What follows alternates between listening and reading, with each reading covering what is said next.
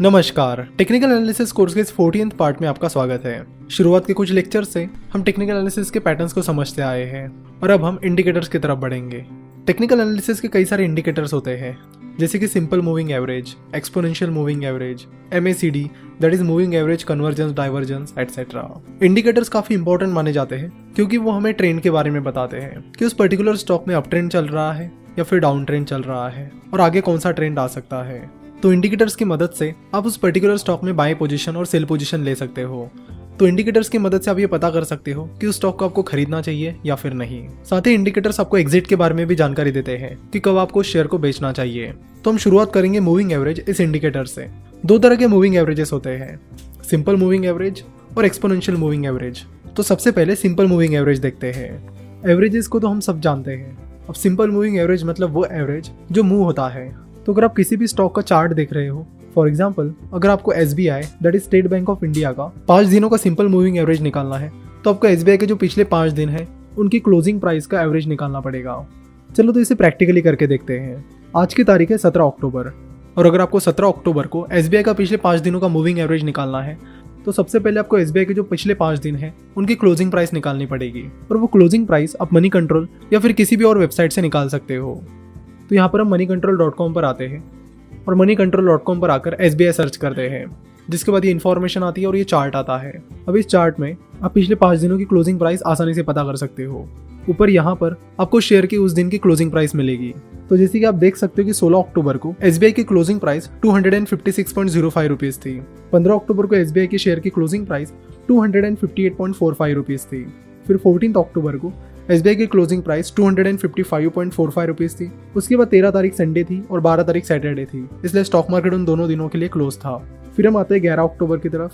11 अक्टूबर को SBI की closing price 254.55 rupees थी और 10 अक्टूबर को SBI की क्लोजिंग प्राइस 254.15 रुपीज़ थी। तो इस तरह हमने SBI के पिछले 5 दिनों की, यानी 16 तारीख, 15 तारीख, 14 तारीख, 11 तारीख और 10 तारीख इनकी क्लोजिंग प्राइस देखी। तो इन सारी क्लोजिंग प्राइस के हम टोटल निकालेंगे। तो इन सारी क्लोजिंग प्राइस की टोटल आती है 1278.65 रुपीज़। और फिर जैसे कि हमें 5 दिन का मूविंग एवरेज निकालना है, तो हमें उसे डिवाइड करना पड़ेगा 5 से। So 1278.65 rupees divided by 5 is equal to 255.73 rupees. तो SBI के पिछले 5 दिनों का सिंपल मूविंग एवरेज है 255 रुपीज़ 0.73। सिमिलरली आपको कल यानी 18 तारीख को SBI का 5 दिन का सिंपल मूविंग एवरेज निकालना है, तो आपको 18 तारीख के जो पिछले 5 दिन हैं उनकी क्लोजिंग प्राइस निकालनी पड़ेगी। अगेन उन सारी क्लोजिंग प्राइसेस को ऐड करके उन्हें 5 से डिवाइड करना पड़ेगा, जिसके बाद आपको 18 तारीख का SBI का 5 दिन का सिंपल मूविंग एवरेज मिल जाएगा। और फिर इसी तरह ये मूविंग एवरेज एक एक दिन आगे बढ़ता चला जाएगा। वैसे आपको बता दूं कि वो चाहे सिंपल मूविंग एवरेज हो, एक्सपोनेंशियल मूविंग एवरेज हो या फिर MACD हो, ये सारे इंडिकेटर्स आपको आजकल रेडीमेड मिलते हैं। आपको कैलकुलेट करने की जरूरत नहीं होती है। तो आपको उनका कैलकुलेशन नहीं बल्कि उन्हें एनालाइज करना आना चाहिए। तो moneycontrol.com पर या फिर जिस किसी ब्रोकरेज फर्म के पास आपका डीमैट अकाउंट है, उनके ट्रेडिंग सॉफ्टवेयर या मोबाइल ऐप से इन सारे इंडिकेटर्स को चेक कर सकते हो। मूविंग एवरेज कितने भी दिनों का हो सकता है, जैसे कि 5 दिन, 10 दिन, 12 दिन, 50 दिन, 100 दिन, 200 दिन एटसेट्रा।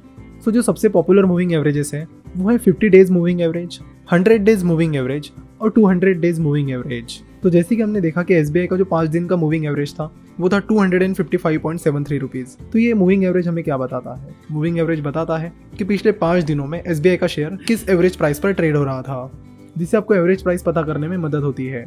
जब किसी दिन की शेयर प्राइस उसके मूविंग एवरेज से ऊपर होती है, तो ये माना जाता है कि उस स्टॉक में अप ट्रेंड आ सकता है, जिसका फायदा ट्रेडर्स उस स्टॉक को खरीद कर ले सकते हैं। वही जब भी किसी शेयर की प्राइस उसके मूविंग एवरेज से नीचे चली जाती है, तो ये माना जाता है कि उस स्टॉक में सेलिंग प्रेशर चल रहा है और उस स्टॉक में डाउन ट्रेंड आ सकता है, जिसका फायदा ट्रेडर्स उस स्टॉक को शॉर्ट सेल करके कर सकते हैं। तो जैसे कि हमने बात की कि 50 दिन, 100 दिन और 200 दिन की मूविंग एवरेजेस काफी पॉपुलर है। तो अगर आप बहुत ही शॉर्ट टर्म के लिए ट्रेड करना चाहते हो तो आप 50 डेज मूविंग एवरेज यूज कीजिए। अगर आप मीडियम टर्म यानी अगर आप कुछ हफ्तों से लेकर कुछ महीनों के लिए ट्रेड करना चाहते हो तो आप 100 डेज मूविंग एवरेज यूज कर सकते हो। और अगर आप लॉन्ग टर्म के लिए ट्रेड करना चाहते हो तो आप 200 डेज मूविंग एवरेज यूज कर सकते हो। आप चाहे तो एक साथ इन तीनों भी मूविंग एवरेजेस को लगाकर स्टॉक प्राइस एनालाइज कर सकते हो। चलो तो इसे भी प्रैक्टिकली देख लेते हैं। तो सबसे पहले आप moneycontrol.com पर जाकर SBI सर्च कीजिए। उसके बाद आपको यहाँ पर ये चार्ट मिलेगा, जहाँ पर आपको क्लिक करना है एडवांस इंटरैक्टिव चार्ट पर। उसके बाद आप अपना कर्सर चार्ट टाइप पर लाइए और यहाँ पर क्लिक कीजिए कैंडलस्टिक पर। तो फिर आपको यहाँ पर जापानीज कैंडलस्टिक पैटर्न दिखेगा और फिर आप ओवरलेस पर कर्सर ले जाइए और क्लिक कीजिए सबसे लास्ट वाला option that is simple moving average. और यहाँ पीरियड में आप डालिए 5, क्योंकि आप 5 दिन का मूविंग एवरेज निकाल रहे हो। तो उसके बाद 5 डे मूविंग एवरेज की जो लाइन है वो आपको इस तरह रेड कलर में दिखेगी। सो अगर आपको 50 डे मूविंग एवरेज चेक करना है तो आप फिर से सिंपल मूविंग एवरेज पर जाइए एंड वहाँ पे डालिए 50 डे मूविंग एवरेज और ड्रॉ पर क्लिक कीजिए। तो यह है SBI का 50 दिन का सिंपल मूविंग एवरेज। सो जैसे कि पहले हमने देखा कि किसी शेयर की प्राइस किसी दिन उसके मूविंग एवरेज से ज़्यादा है तो वहाँ पर बाइंग अपॉर्चुनिटीज निकल कर आती है। वो चीज़ बताती है कि उस स्टॉक पर ट्रेडर बुलिश है और उस स्टॉक में अप ट्रेंड आ सकता है। तो यहाँ पर इस 50 डे मूविंग एवरेज को देखकर आप पता कर सकते हो, यहाँ 15 मई को share price 50 day moving average से ऊपर है। उसके बाद यहाँ पर थोड़ा सा अप ट्रेंड आ गया। इसके बाद जब लाइन ने यहाँ पे क्रॉस किया तो उसके बाद यहाँ पर यानी 24 जुलाई 2019 को शेयर प्राइस उस 50 डे मूविंग एवरेज से कम थी और उसके बाद यानी वहाँ से बुलिश ट्रेंड शुरू हो गया और फिर शेयर प्राइस गिरती चली गई। तो फिलहाल SBI की शेयर प्राइस उसके 50 डे मूविंग एवरेज से नीचे चल रही है, यानी स्टॉक में बियरिश ट्रेंड चल रहा है। यानी ये मूविंग एवरेज हमें बता रहा है कि उस स्टॉक में बियरिश ट्रेंड आ सकता है। तो मूविंग एवरेज में ट्रेडिंग की स्ट्रेटेजी ये होती है कि जैसे ही मूविंग एवरेज की लाइन किसी दिन की स्टॉक प्राइस से ऊपर चली जाती है तो उस टाइम आप उस स्टॉक को सेल कर सकते हो, और फिर जिस दिन उस स्टॉक की मूविंग एवरेज लाइन आने वाली फ्यूचर डेट की प्राइस से कम हो जाए तो उस दिन आप उस स्टॉक को बाय कीजिए। तो इस तरह आप मूविंग एवरेजेस की मदद से किसी स्टॉक में बाय और सेल डिसीजन ले सकते हो। तो ये था सिंपल मूविंग एवरेज, जिसमें हम जितने भी दिन का मूविंग एवरेज है उतने दिन की क्लोजिंग प्राइस लेकर उनको ऐड करके जितने दिन का वो मूविंग एवरेज है उतने दिन से उस टोटल को डिवाइड करते थे। लेकिन एक्सपोनेंशियल मूविंग एवरेजेस में ऐसा नहीं होता है। एक्सपोनेंशियल मूविंग एवरेजेस में जो रिसेंट डेट्स हैं उन्हें ज़्यादा इंपॉर्टेंस दिया जाता है, जबकि जो पुरानी डेट्स हैं उन्हें कम इंपॉर्टेंस दिया जाता है।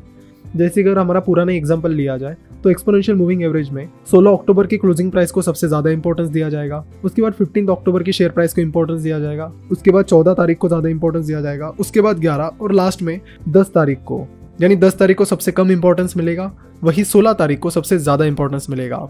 तो सिंपल भाषा में बात की जाए तो एक्सपोनेंशियल मूविंग एवरेजेस में जो रिसेंट डेट्स होती है उनको ज़्यादा इंपॉर्टेंस दिया जाता है। एक्सपोनेंशियल मूविंग एवरेजेस में ये माना जाता है कि जो रिसेंट ट्रेंड है और जो रिसेंट प्राइसेस है वो ज़्यादा इंपॉर्टेंट है। तो एक्सपोनेंशियल मूविंग एवरेजेस को आपको निकालने की जरूरत नहीं होती। एक्सपोनेंशियल मूविंग एवरेज आपको रेडीमेड यहाँ पे मिल जाता है। यहाँ पर ओवरलेस पर क्लिक करने पर आपको सेकंड ऑप्शन मिल जाएगा एक्सपोनेंशियल मूविंग एवरेज। फिर जितने भी दिन का मूविंग एवरेज आपको निकालना है, लेट्स से 12 दिन का मूविंग एवरेज आपको निकालना है, तो आप यहाँ पर पीरियड 1 में 12 डाल दीजिए और यहाँ ड्रॉ पर क्लिक कर दीजिए। उसके बाद ये जो ग्रीन कलर की लाइन है ये आपको 12 दिन का एक्सपोनेंशियल मूविंग एवरेज बताएगी। अगर आपको 50 दिन का ही एक्सपोनेंशियल मूविंग एवरेज निकालना है तो आप 50 दिन का निकाल सकते हो, जिसके बाद आपको ये लाइन कुछ इस तरह दिखेगी। एक्सपोनेंशियल मूविंग एवरेजेस को भी आप सिंपल मूविंग एवरेज की तरह ही यूज कर सकते हो और उसी तरह अपनी बाइंग और सेलिंग पोजीशन ले सकते हो। वैसे ज्यादातर ट्रेडर सिंपल मूविंग एवरेजेस की बजाय एक्सपोनेंशियल मूविंग एवरेज देखना पसंद करते हैं, क्योंकि वो भी मानते हैं कि जो रिसेंट प्राइस ट्रेंड है वो पुराने प्राइस ट्रेंड से ज़्यादा इंपॉर्टेंट है। आशा करता हूं कि आज के इस एपिसोड में आपको मूविंग एवरेज अच्छे से समझ में आया होगा।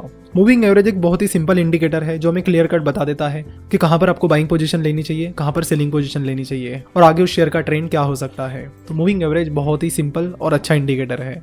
उसके बाद जो इंडिकेटर आता है वो आता है MACD, that is moving average convergence divergence, जिसके बारे में हम अगले एपिसोड में बात करेंगे। वीडियो देखने के लिए और हमारे साथ जुड़े रहने के लिए आपका बहुत बहुत धन्यवाद।